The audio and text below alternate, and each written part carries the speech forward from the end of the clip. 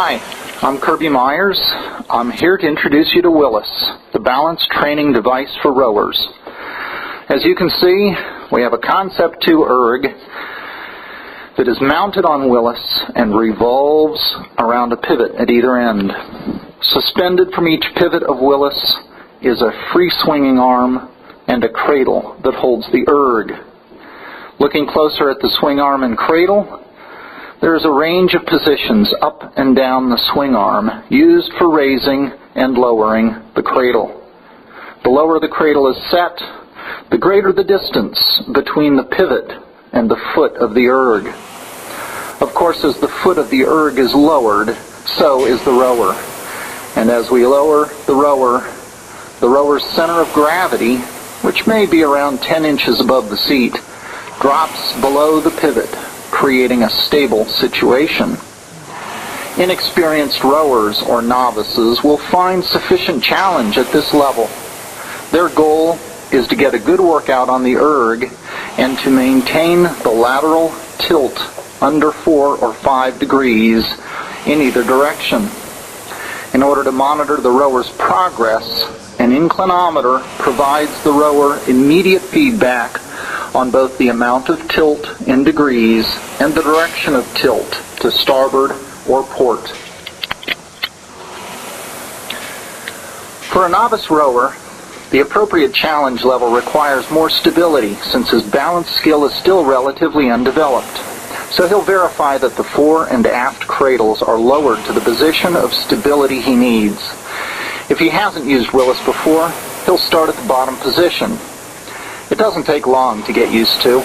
WILIS has a roll limiter that stops the tilt if it goes too far, so he won't be falling off. The novice's goal is to practice his form, minimize his lateral imbalances, and get a good workout. As he improves, he'll find that he can keep the inclinometer movements to just a degree or two in either direction.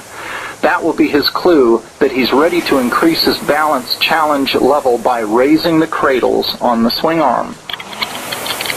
Now if I had somebody on that I was demonstrating it to, and they were keeping it that close to zero, Ryan, I'd be suggesting to them we need to move it up in order to create a balance challenge. Sure. Yeah. Right. I generally suggest, although I think in the course of time we'll probably find out better, but I generally suggest that they move it to the point where they can keep it within the 5s. Right. That gives them the core strengthening and the ability to maintain focus. You want to move it up a little bit? Yeah, why don't we do that? Yeah, okay.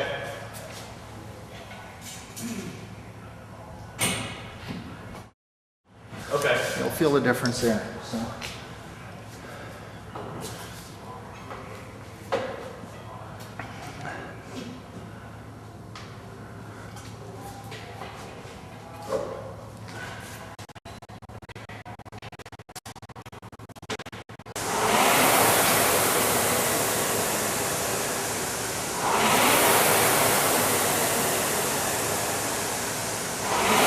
We're still under challenge, but you can probably feel the difference there.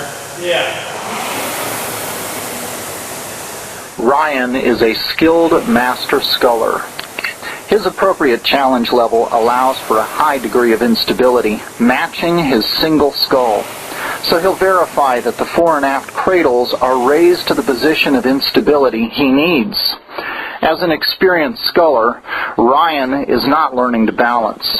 He can consistently maintain the balance to just a degree or so in either direction.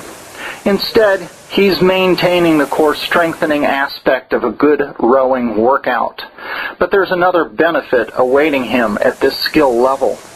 While the inclinometer is still a key to improving his performance, his use of the feedback provided by the inclinometer is rather different from the novice or from a rower involved in learning to balance.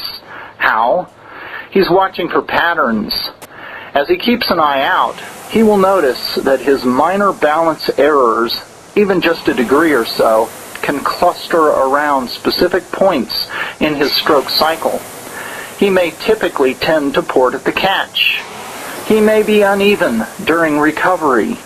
These small errors are not always apparent on the water. Why does he drift toward port every so many meters? Why does his skull tend to travel in an S? Do the problems surface as he tires? WILIS highlights the errors behind these problems and provides the important clues to working these errors out. Now Ryan knows just where to focus his efforts to improve his performance.